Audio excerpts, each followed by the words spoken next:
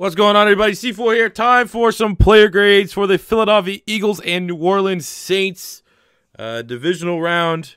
Not the actually on my phone right now. I was talking about during the game. Not the 48-7 ass whooping that we thought it was going to be that we saw way back in Week 11. But the Philadelphia Eagles have been knocked out from the playoffs. Frustrating loss. I mean, above all, frustrating loss. They lost 20-14. We had the ball in Nick Foles' hands. We had some Nick Foles magic. A win happened. I think we had just before the 2-minute warning, we're on the Saints 25. We were pressing down 6. You knew something was going to happen. And then the dumbest decision I've ever seen this entire season. This is worse, in my opinion, than any of the Jim Schwartz picket fence defense calls that cost us heavily in the game in overtime in general against the Dallas Cowboys in the second one, that game that the refs pretty much took over anyways, that cost us in the choke against the Carolina Panthers, cost us in the Tennessee Titans game in overtime. Worse than any of that was Doug Peterson telling Nick Foles to hut the ball with 1 second left before the 2-minute warning in a rush pass to try to take the Saints defense by surprise. It thrown to Alshon Jeffrey. Pretty good pass. Wasn't a perfect pass, but a pretty good pass. Went right through Alshon Jeffrey's hands and was picked off, I think, by Marshawn Lattimore. I couldn't believe it. I actually wanted to record my buddies because I was on fire. I was on point this game. I was Tony Romo at my buddy's party. I called when Doug Peterson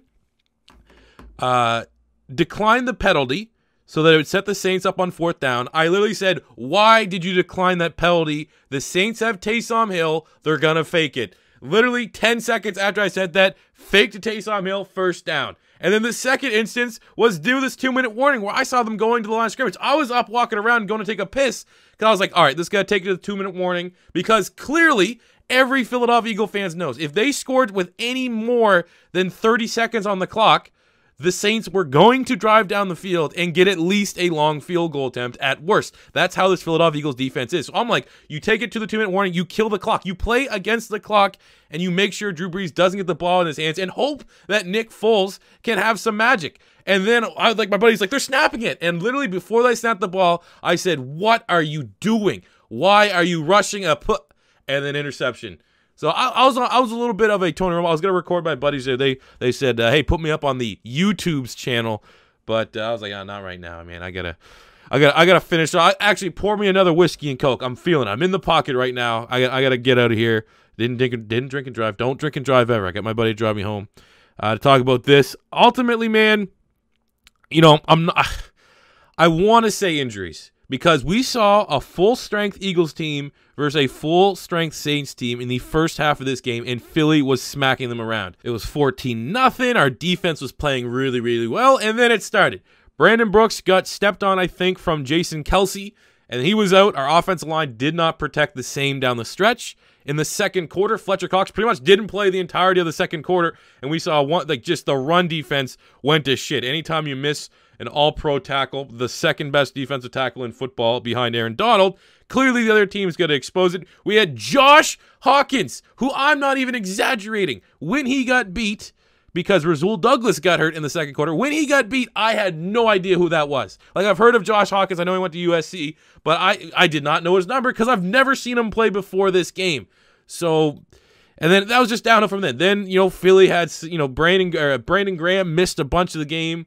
We had Jason Peters was pretty much out the whole second half. Rasul Douglas, did he even play much in the second half after that? And Rasul Douglas has been a big, big reason for our secondary turning it around. I mean, Michael Bennett missed like a couple draws. Like, it was too much. And ultimately, I can't sit here and tell you that it's injuries is the reason Philly lost. But I can't tell you it's not, because making an excuse that injuries are the reason we lost is a valid excuse for teams that aren't the Eagles, because the Eagles got this far with injuries. I guess there is a breaking point, where there's only so many injuries you can overcome. When you look at the Saints, they were 100% healthy. They lost Sheldon Rankins, which is a tough injury. He was having an outstanding year. But they were 95% healthy, 100% healthy on the offense. And, you know, it's a double-edged sword. The Saints deserved to win that game. They played who was on the field for the Philadelphia Eagles. Drew Brees was a goddamn surgeon in that second half. But the Eagles fan in me can just have to say that, you know, once the Saints were going up against our backups like they were in the 48-7 defeat, that was when they showed some life. So it was like, you know, if Philly stays healthy this whole game, if we don't lose any of our starters, and hey, in this hypothetical world, because woulda, coulda, shoulda, give them Sheldon Rankins. They don't lose Sheldon Rankins for this game. This game's over at halftime. Philly would be up, I would say, 24 to maybe 10. And as you can see with the final score, I mean, that would have been enough to get us over the hump. But ultimately, man, this team's injury prone. You know, we don't have, I don't think, you know, people are saying Carson Wentz, you can't say he's injury prone because it's been different injuries and stuff like that, which is kind of fair. But it's just, this is an injury-plagued team. Outside of really Jordan Hicks, I mean, as a Chicago Bears fan, they'll say Alshon Jeffrey, but we don't really have any injury-prone designated players.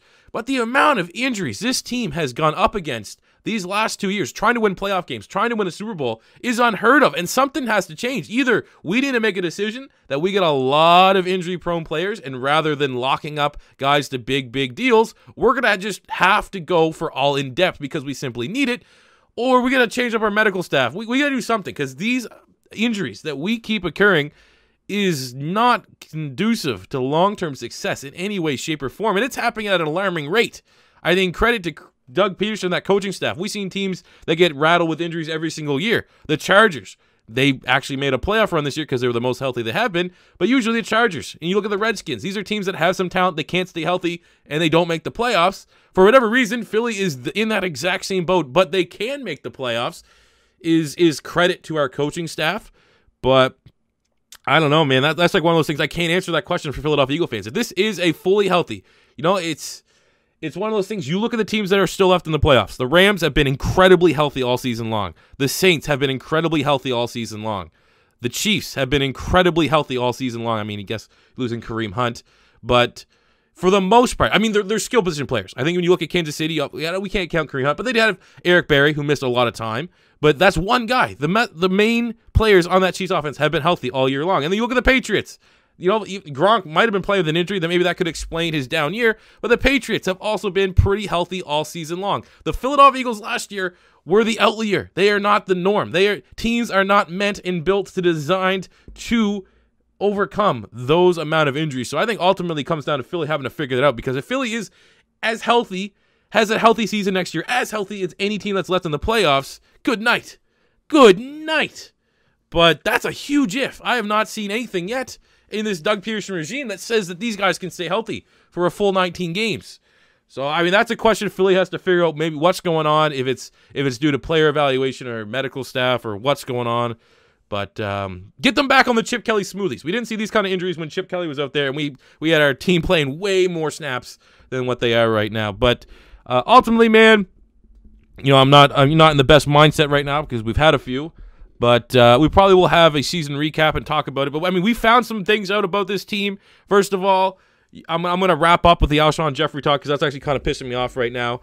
But we found out a lot during this stretch. What we found out is, A, Nick Foles is going to get paid by some team. Philly's going to get some form of good compensation.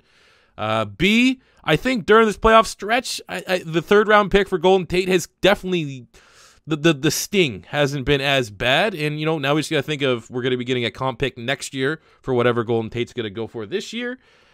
We found that we actually might have some really, really good cornerbacks. We might actually have a legitimate cornerback battle next year. Crayvon LeBlanc played very, very well in the nickel. Avonte Maddox has emerged. I think, what do you call it? Pro Football Focus ended up rating him higher than Denzel Ward or something crazy like that. So between them, you got Jalen Mills, for the love of God. Hopefully with all this depth, he has to move to safety next year. Avonte Maddox, Crayvon LeBlanc. You got Sidney Jones, who's going to need to fight for his spot. You got Rasul Douglas, who played very well down the stretch. In this short little stretch, we have gone from absolutely needing to draft a corner with one of our first or two second-round picks to, you know, we don't have to reach for a corner. If someone's still sitting there, if a DeAndre Baker, if a Greedy Williams slips, hell yeah, bring them in. But if not, we don't have to reach for those second-tier corners with our first-round pick. Jordan Hicks was pretty healthy down the stretch. Camus Grugier-Hill emerged as a guy that I think, you know, I won't, you know, completely rule out if a Mac Wilson or people are, for whatever reason, projecting Devin White's going to slip in the draft, drafting a linebacker. But I think Camus has shown, I think he can handle, you know, more and more snaps. I think he has some talent, not just being a special teamer. I mean, Jason Peters didn't get the ride off into the sunset that he deserved, but I mean, he was so banged up this year. We have to figure out that left tackle spot. Probably need a running back. Our running game was bad. Maybe Darren Sproles might be coming back for 1 year. That'd be dope. I would absolutely pick up the option or re-sign him to a 1-year deal. Maybe a little bit more team-friendly than what it was, because it was tough to count on him this season.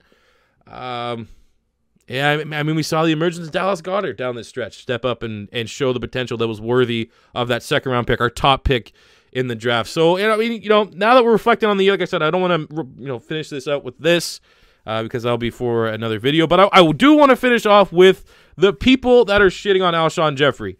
That is the number one way to spot a fake fan right now, are people that are blaming Alshon Jeffrey for that loss. Doug Peterson, like I said at the very top, calling a play, telling Nick Foles to hut the ball before the 2-minute warning was absolutely absurd to me. Knowing that you have to milk the clock for every second that it's worth, under the assumption that you can score, to give the Saints as least amount of time possible, why are you running hurry up? Why are you even gambling to take the Saints defense by surprise? You're moving it on them at will. You don't need to surprise them. They can't stop you right now because Nick Foles is on fire with that Nick magic, that big Nick magic. And you rush that play, and then Alshon definitely catches that 10 times out of 10.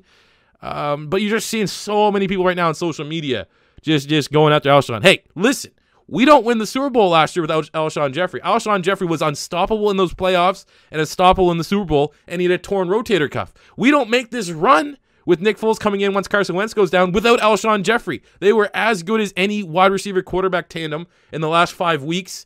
Alshon's gone off the last couple of weeks. He's catching crucial third downs, catching touchdowns. He is our big-time playmaker on that side. We don't even get to this point. We don't even stay alive in this game until the fourth quarter, if not for Alshon Jeffrey. So you spot a fake fan, you find someone that's shit-talking Alshon, man. 100%. If literally, I have muted more people. I've had a bunch of people. I would say 15 people that have tweeted at me blaming Alshon. You get muted. You're getting blocked. You're dumb. You're an uneducated fan, and you're a fake fan if you're shit-talking Alshon Jeffrey, because we don't get anywhere near where we are right now or last year with the Super Bowl without Alshon. He's going to come back better than ever, hopefully with a healthy Carson Wentz, and we're going to just hopefully get on those Chip Kelly smoothies and stay healthy next year. But sad loss. Literally, the saltiest answer that I can give from this game is it took the Eagles' backups to get in for the Saints to finally find some rhythm and take the game over. So, I mean, for what it's worth, I mean, the guy that I was watching football with tonight, his mom passed away a couple years ago. She was a Saints fan, so I was like kind of in this mindset that obviously I didn't want them to get blown up, but if they had to lose, the Saints, the Saints have been an underperforming franchise. They've wasted many of the best years of a top 3 quarterback of all time. There's way worse teams to see go on to challenge for a Super Bowl than the Saints. I'm hoping for a Saints-Chiefs Super Bowl. Obviously either way, it's Drew Brees, which I think he deserves another ring, or it's Andy Reid finally getting one. So, yeah, we'll catch you guys back here sometime next week to kind of review the season and kind of give you an idea of how I think the offseason is to start. What do you guys feel about this game? Definitely we'll look in the comments to see who's blaming Alshon. If you want to get your account blocked on the channel, just talk shit about Alshon. If not, let me know in the comments. As always, first time stopping by, don't be afraid to hit that subscribe button. I'll catch you guys on the next one. Fly, Eagles, fly. We'll be back better, stronger than ever. And I'll catch you on the next one. Peace out.